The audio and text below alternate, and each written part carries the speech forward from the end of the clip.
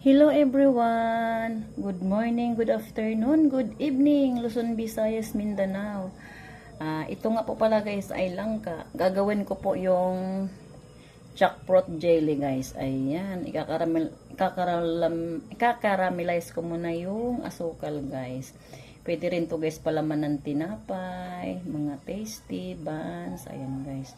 Pwede siyang ipalaman sa mga tinapay na matatabang guys. Ayan guys. Shout out po sa lahat. Please subscribe my YouTube channel, Mami Ann's TV channel. Ayan guys. Himay-himayin natin guys kasi iluluto ko po yan sa asukal guys. Ika-caramelize ko muna yung asukal. Ayan guys. Mega love shout out po sa lahat. Please support my YouTube channel. Baguhan lang po ako guys. Last March lang po ako nag-start guys. Meron na po akong 124 followers guys. Ayan guys.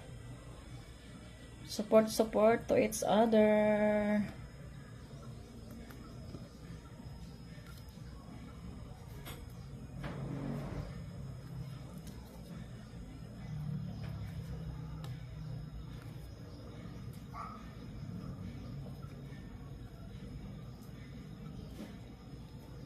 Ayan guys, yummy to guys. Kailangan palambutan ko muna sa tubig guys.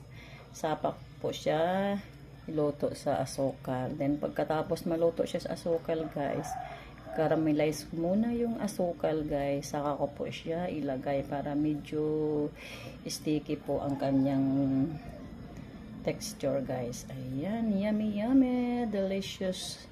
delicious palaman, langka.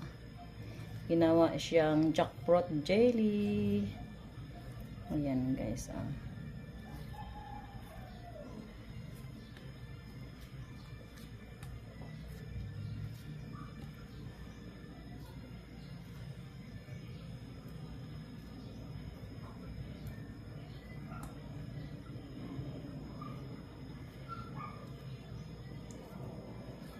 Shout out po sa lahat.